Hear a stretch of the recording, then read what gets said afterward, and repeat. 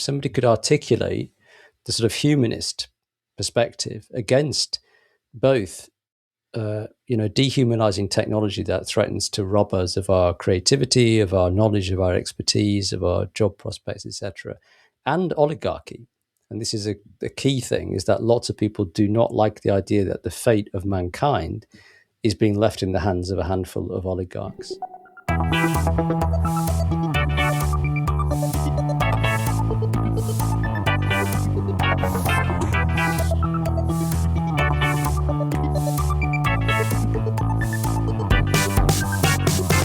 Milan ou Tripoli, Vilnius ou Benghazi, Paris, Moscou, on fait le bunga, bunga. Bangkok ou Bogota, Le Caire ou Jakarta, Gustavia, on fait le bunga, bunga. Stockholm ou Monaco, ou Montevideo, Oslo, Tokyo, on fait le bunga, bunga.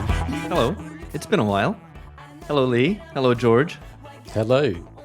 Hey. So how's it going, guys? It's been a little bit. We've forgotten how to do this. So we had a bit of a break in the summer. At least for those for whom it was summer. I've had surgery. I now identify as someone with kind of a fucked up knee, and we are putting out and have put out this new docu-series on the future of place. Recorded in New York, which has been coming out for patrons only over the past couple of weeks. And now we're kind of back to regular scheduled programming. So we're going to try to remember how to do this. I was asking Lee what's happened in the world, which I'm pretending not to know. And Lee was saying that not much has happened. It's all the same as it was 3 to 6 months ago. Which is obviously a terrible way to lead into this conversation here. But we are going to be dealing with your questions and comments. We have a huge backlog because actually the last time we did one of these was back in March. But we are going to try to sum them up, not in one, but kind of more thematically than we would usually do. And that hopefully should make for a more coherent conversation or coherent way through this whole episode, rather than kind of jumping around to different episodes, which you may or may not remember that freshly in your mind. So to get started. Oh, and wait, just before that, stuff we've got coming up, we have, I guess, which ties into the Place docu-series, Zoran Mamdani finally doing an episode on him. Finally. Even though it's some municipal politics in some faraway place about which we know little, we are going to be doing Zoran Mamdani. That'll be out. The capital of the 20th century, you called it. And I would call it the capital. It's the 21st century, get with it. It was the capital city of globalization as well, which gives it rather more significance than you would like to admit. So it's good that we're finally doing that episode. It's the place of the past. Yeah. So anyway, I look forward to putting that out and hearing what you all have to say about it, because no doubt it'll be kind of contentious, perhaps more contentious than one might imagine. But anyway, we also have episodes on Indonesia, the biggest country about which very little is spoken about, a point which we've made before on this podcast, but which remains true. Yeah, we did it before when we did an episode on Indonesia. So it's like nobody's talking about this thing, but we've had episodes on it. So yeah, this is going to be the third episode on Indonesia. So we're compensating for the global lack of Indonesia discourse through our own little efforts here. And we have stuff on global infrastructure, which I think ties into a lot of the Muskism discussion, and plenty more beyond that to come, which we'll announce in due course. Right. Let's start with the Iran war and what's happened since then. These are questions taken kind of more in reference to the episode with Arash Azizi, episode 544, which came out in April. So firstly, Maria questioned Lee on a claim that Lee made, which is that this is America's worst defeats in Vietnam. Doug Hamilton similarly thought that Lee's perspective may be a small case of knobs, neoliberal order breakdown syndrome. And I'm not sure how to parse that exactly. My understanding of it was that this means that it's a bit of an overreaction on Lee's part. Like, oh my God, it's all ending. This is a huge big deal when it's actually not a big deal, which is a bit of a gloss on what knobs is. But anyway, I think that's what he means. Lee, calm down, stop being so hysterical. So, Lee.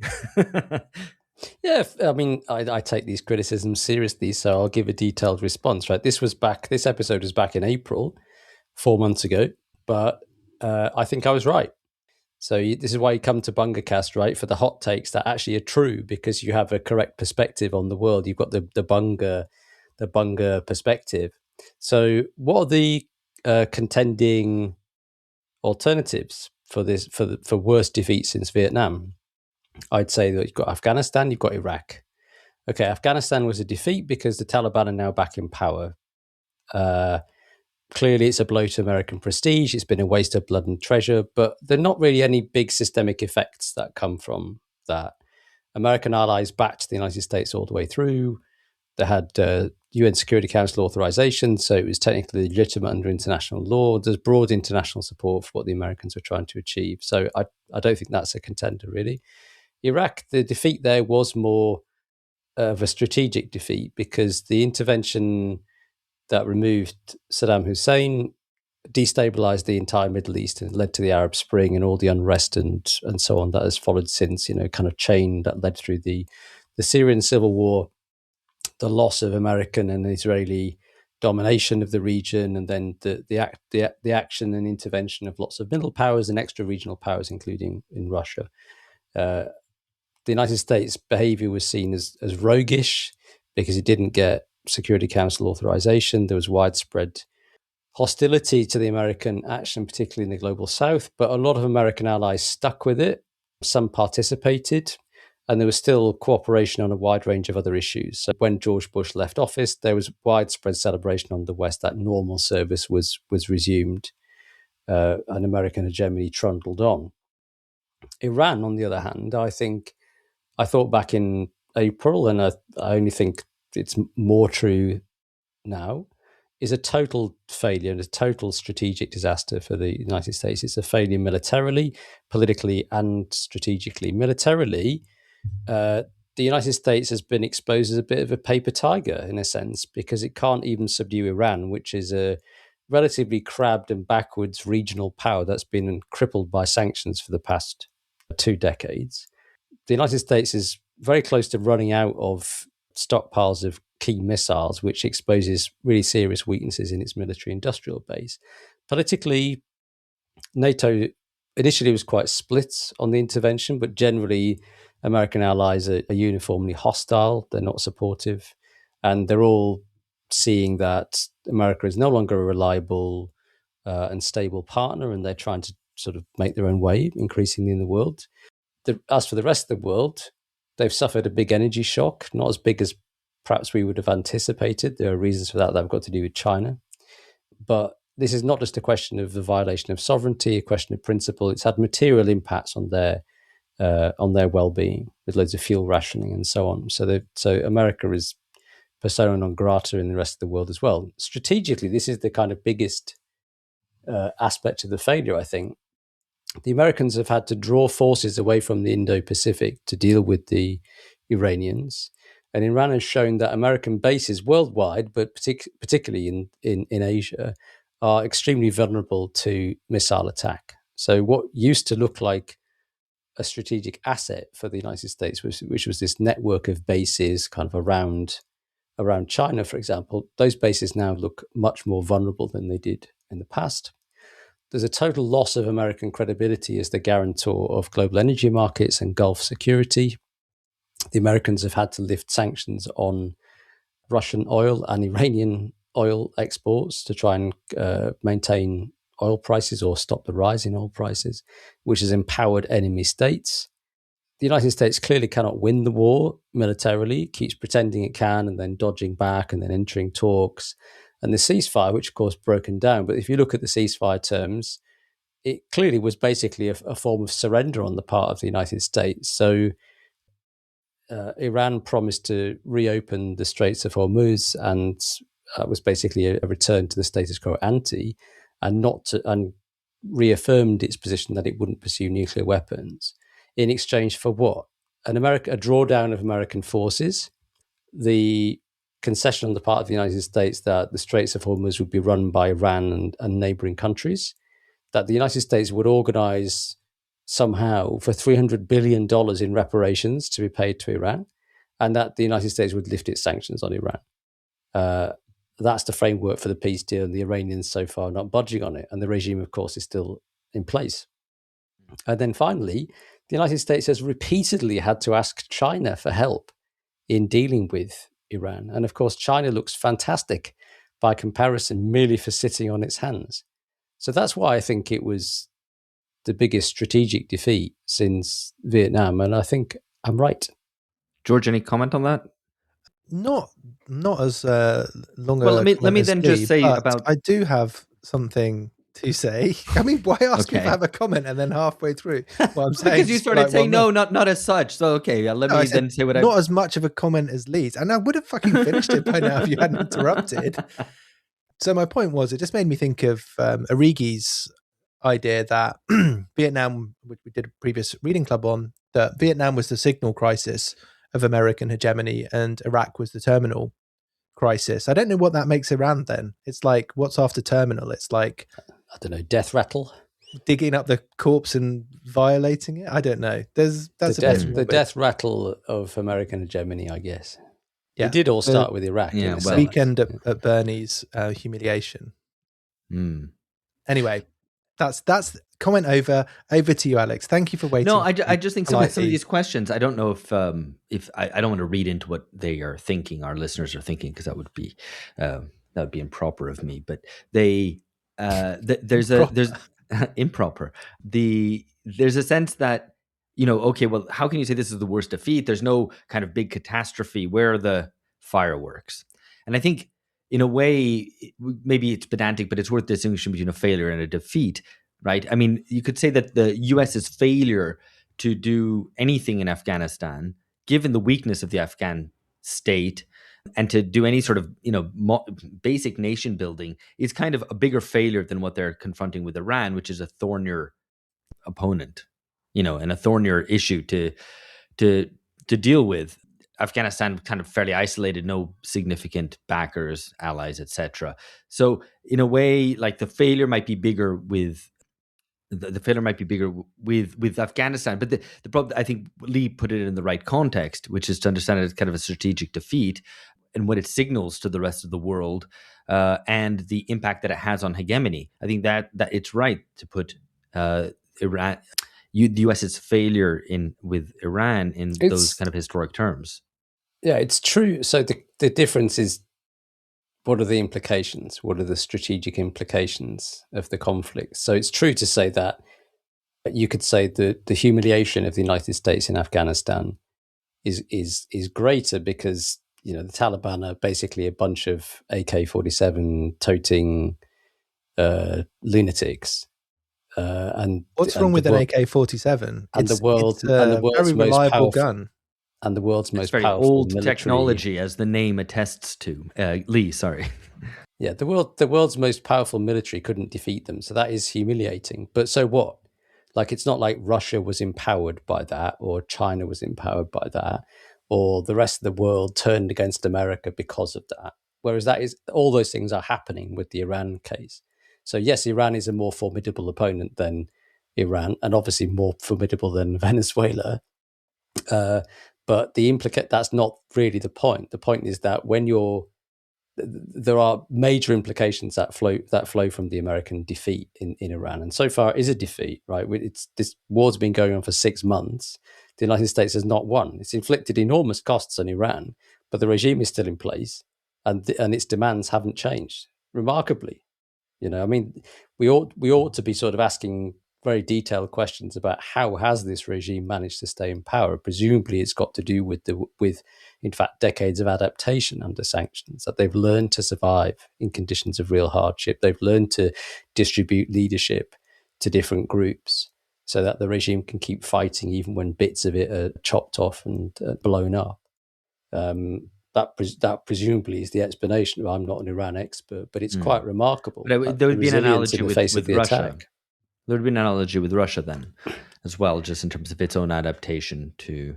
Yeah, they've had a shorter time to adapt, and the sanctions have been less severe since 2014. But like the United States clearly can't subdue Iran. Now, I could be wrong about this, right? Because Trump yet again has come out and said, right, now we're going to attack and bomb them into smithereens, and anybody that helps them and anybody that sort of takes oil or whatever, is going to be subjected to kind of all-out economic warfare.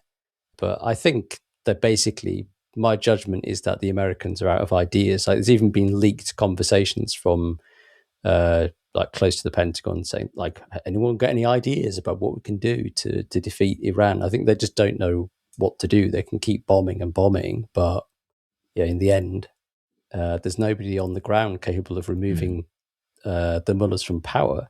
So the regime stays in place, and it can use its weapons to control the strait. And Trump's hoist by his own petard with very significant implications, strategic implications. That's the crucial thing. Yeah. So I think I can understand why people would challenge the conclusion that I drew back in April, but I think now they probably would agree with me, I would hope. Let's move on to the next topic, unless we're dying to respond to this question about what would it mean for China, Taiwan, but I don't think it means a great deal immediately. So we can deal with that as we come to it, because we talked about doing an episode dedicated to that for a while. So let's deal with that later on. Next issue concerns populism and cynicism. And this is collated from different episodes, one on Hungary after Orban's defeat, which was in April, and an episode from May called Post-Legitimate Society with Will Charles. So firstly, Noah Cole and Justin O'Connor both debated why, after the populist decade, the right was able to turn into an organizational form and to develop some degree of institutional power, while the left did not. This is, I think, worth dwelling on for a second. You should stop saying firstly, though, when you introduce points, because it sounds like you're saying first Lee, and then you're saying that Lee should respond to that point. It's just confusing. So that would be my request on that, if that's all right. Just a bit of feedback. Hope you're open to feedback. It's a great way to improve the quality of the podcast. I would say the answer to this question, firstly, though, and then second of George. Second of Lee. I forgot. That's a good. Forgot what you're going to say now. All this tedious rambling. This is what people really want. They don't want the answer to the question. They want the preamble for the answer to the question. Puns. I mean, the short answer is that what I put in my notes, the left was never populist enough. Like, I do think that there was a contradiction at the core of left populism, that it was not. In the British case was the clearest example. And it was over the EU, and it was about popular sovereignty. And it's like, how can you possibly say that you're populist, that you support popular sovereignty, and then be in any way sympathetic to a second referendum? It's like, in retrospect, that's like so ridiculous. And some people pointed out at the time, not that it was a particularly like difficult thing to notice, but like that is not a populism that can be persisting for a very long period of time at all, because it's like, actually, we kind of hate the people. Like, we want to speak on behalf of the people, but actually you kind of like don't like them, and they're all racist anyway. And that's kind of been pretty much revealed to be the case. Either that's what left populists think. I don't disagree with that, though I don't think it answers the question, because that might explain why the left lost support, particularly in Britain. Although it's worth saying that the European right didn't support leaving the EU either in their own countries. So it's not as if that point sticks anywhere other than in the UK. I think this is about organizational form, about lasting political parties, and about institutional power within the state, in the state bureaucracy, or in governments that have some sort of staying power. And it seems to me that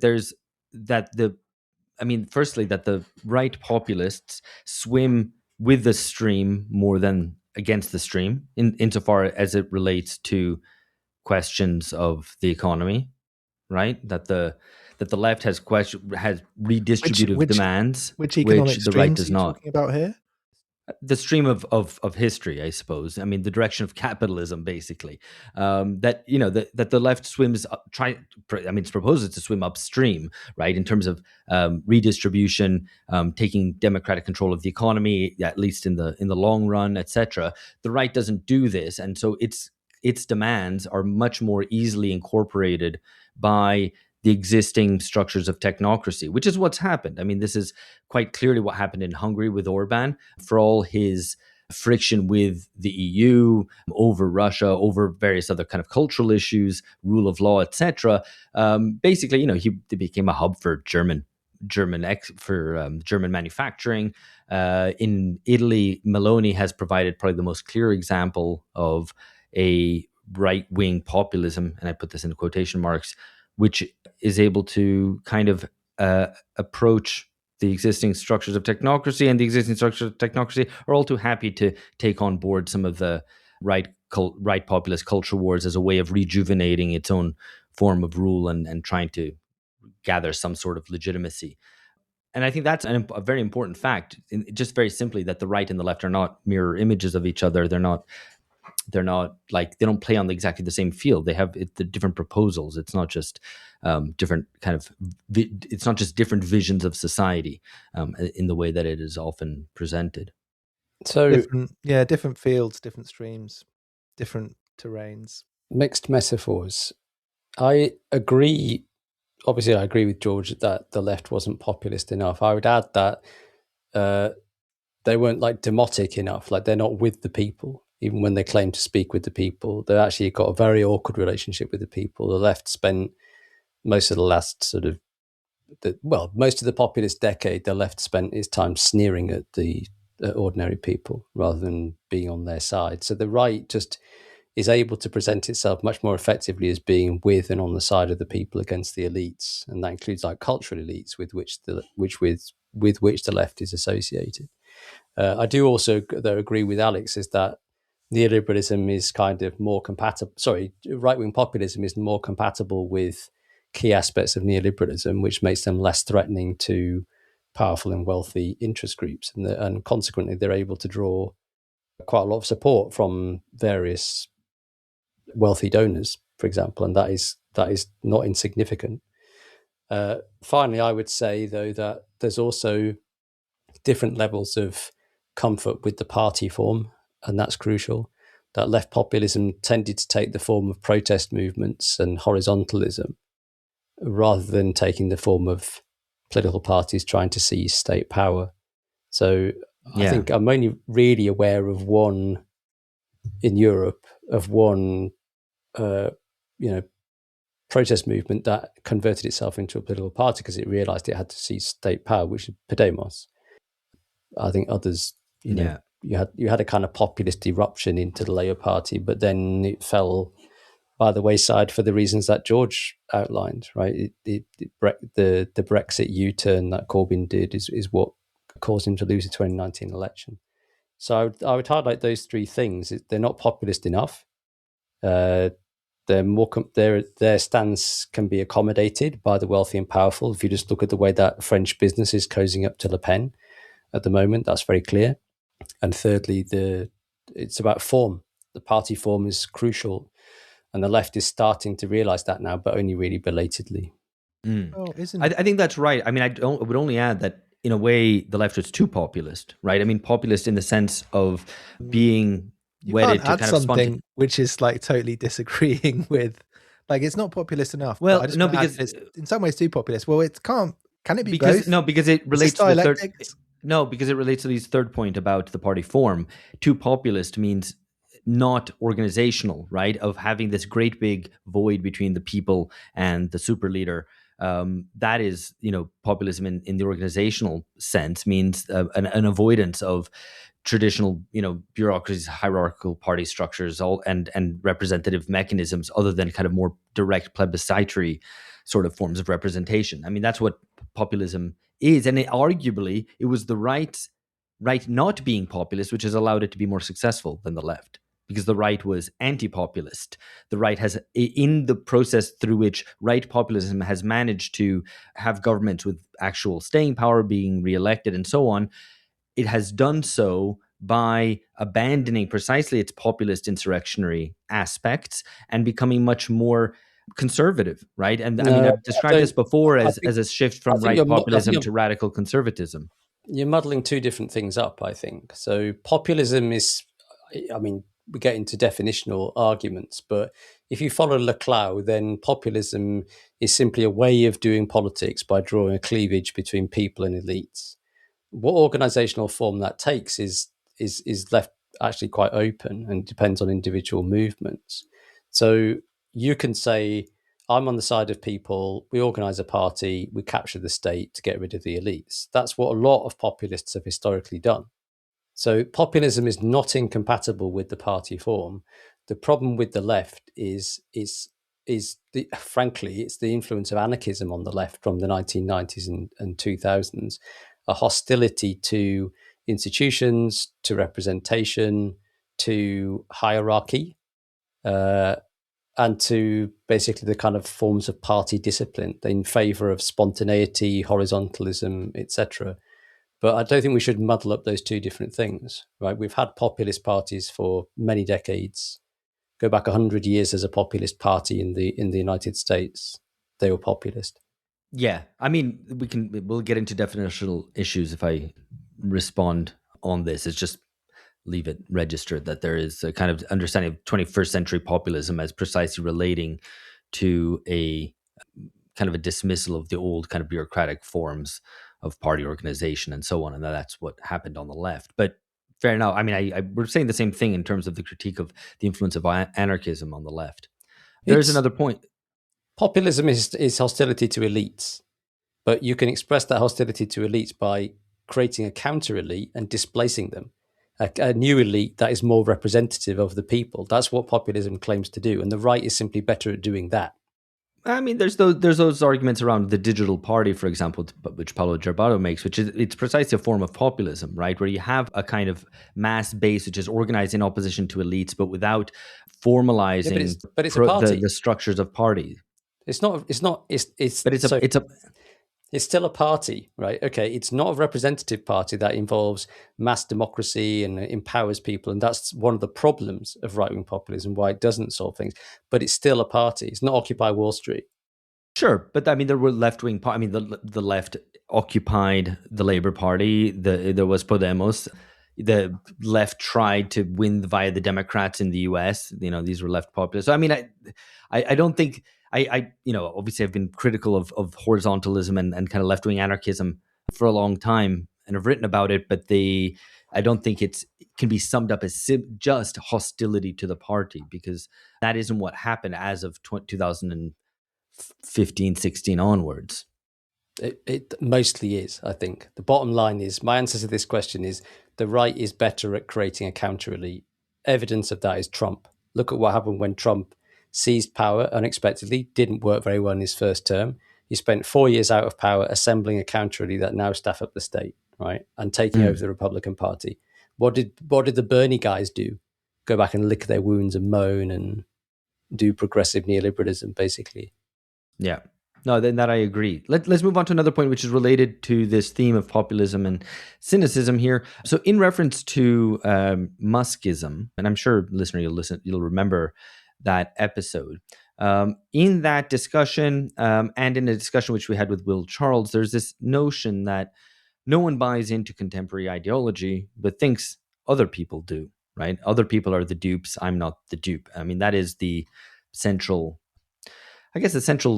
definition of what cynical ideology actually is, how cynicism works. So Davka Smola Collective says, as a connection back to the old Reading Club episodes, the work on cynical ideology could perhaps use another look now that, quote, don't be a sucker, end quote, has become the ruling ideology of institutionalized populist governments. Yeah. Do you recognize this, guys, that don't be a sucker has become the ruling ideology? Well, don't be a sucker. I mean, that is good advice. But you should be a sucker. No, it feels like, I don't think the problem, I had lunch with a friend yesterday and we were complaining. It's kind of a dour Yorkshireman complaining type, but we were complaining about how nothing really works these days. It's not that you're a sucker and you're and you're like hoodwinked by these con men. It's like the basic kind of things that you would expect would work don't work. Like, it's a problem of kind of competence, and like you want this thing to happen, so you give some money to somebody for it to happen, and it's not that they're like a con man and they're kind of like duping you out of the money. It's like they can't get that thing to work, like this institution, that structure, this kind of fucking machine, or these like the air conditioning's broken or whatever. It's like that's the problem. It's not that there's a kind Is of this a metaphor? Sorry, is Yeah, giving so money, is paying for something, voting for someone, or I don't no, understand. Sorry. it's a real. This is a real case in my life that I'm not the broken air conditioning. That's another person's problem. But anyway, so the problem isn't that like there is some people who are smarter than you and there's lots of con men. It's that just that like the things don't work. That's actually not the point that I'd meant to make. It's just like it occurred to me as you were saying. I think there is a tendency to project our own idiocy in the Greek sense on other people. Like we are detached and atomized increasingly, and so we think that. So we actually have less structurally and at a kind of aggregate level, less of an understanding of how other people experience social life. So we do tend to. What's the way to put this precisely? It is possible that we attribute to them attitudes and opinions that they're much less likely to have because we actually don't interact with them in the same way. Or that would be one understanding of an increasingly kind of atomized society. So, and that's idiocy in the Greek sense of being a private individual, an idiot. Not that you're not educated, but that's a whole other problem that maybe people. I think AI if you rather look than reading, but whatever. If you look at surveys in the United States, the very low levels of trust, and those levels are getting lower. If you look at it by generation as well, young people are much more likely to think that strangers can't be trusted. And I think there's a generalized sort of distrust of meta-narratives, shall we say, and even narratives that are put out by people like Musk. I think we shouldn't assume that people are buying it. And in fact, what I detect around tech, and maybe I'm projecting my own attitudes out a bit here, as George might say, but I think polls are bearing it out, is that tech is becoming a new dividing line in politics, both domestically and to some extent internationally too. There is widespread hostility to artificial intelligence in the United States, both on the left and the right. It cuts completely across party lines for a range of different reasons. So you've got like tech boosters who often don't necessarily think that tech is great, but they think, well, it's here, these are the masters of the universe, you better get with the program. And then some people maybe kind of buy into the weird idiosyncratic ideology of a few oligarchs, but I doubt there's that many of them. And everybody else who thinks, well, actually, this tech is crap, it's destroying my future, we're being swamped by all these horrible data centers, my kids aren't going to have a job, etc. And the reason why I say this is also an international dividing line is that it does vary by country. Like the Chinese tend to be much more pro-tech, pro-AI, because they've benefited in the period of technological development from material upliftment, whereas the reverse has been true for many people in the United States and the wider West. And I think, it's these moments where you start to get a perspective coalescing across party lines that you get the opportunity for a very significant political reconfiguration. And that was hinted at in the episode on Muskism, I think, towards the end, that you could get a, Democrat populist anti-AI, but you could that would create a new wedge in society if somebody could articulate the sort of humanist perspective against both, dehumanizing technology that threatens to rob us of our creativity, of our knowledge, of our expertise, of our job prospects, etc., and oligarchy. And this is a key thing, is that lots of people do not like the idea that the fate of mankind is being left in the hands of a handful of oligarchs. So I think this is something to watch in terms of political reconfigurations, is this new divide around tech. Yeah, absolutely. I agree with that quite a bit. I still not sure if I have understood the question in terms of what the ruling ideology of institutionalized populist governments is. Don't be a sucker. Is that don't trust anyone? Don't believe in stuff because that's lame and gay. I don't know. No, don't be a sucker and kind of obey all the rules. Like that is a form of being of suckerism, right? Of being like, oh yeah, I just do what I'm supposed to do. Oh, so you pay all the taxes you're supposed to pay, and you never speed, and you never kind of take cash in hand payment. What you're a bit of. Oh, you want to live in a idiot. Society? What a loser! Yeah, yeah. Like you got to kind of like grow up. Look a out little for bit. number one. Yeah, look out for number one, and yeah. be a bit affordable, a bit kind of smart about it, a bit cunning. Otherwise, you're an idiot. Right. Hello friends, you've reached the end of the free part of the episode. Well, we put out 2 entirely free episodes a month. The rest is for subscribers. For access, please join us at patreon.com/bungacast. For $7 a month, subscribers receive episodes with the entirety of the Bungacast cast. That's George Hoare, myself Alex Hochuli, and our contributing editors Philip Cunliffe, Lee Jones, Amberly Frost, Catherine Liu, Alex Gurvich, Ryan Zickgraf, and Lee Phillips, as well as a huge number of guests. In 2026, our priorities are to explore the following themes: emerging state capitalism, war and militarism, political recombinations and new revolts, irrationalism and unfreedom and how to challenge these ideas, and the pre-political, or the social bases on which politics may be built. We'll also be exploring these themes through the Bungacast Reading Club, through a selection of classic essays, book chapters, films, and academic articles. If you sense history accelerating but feel that we have no control over events, then join us as we try to find political clarity to move beyond the decadent age of Bunga Bunga.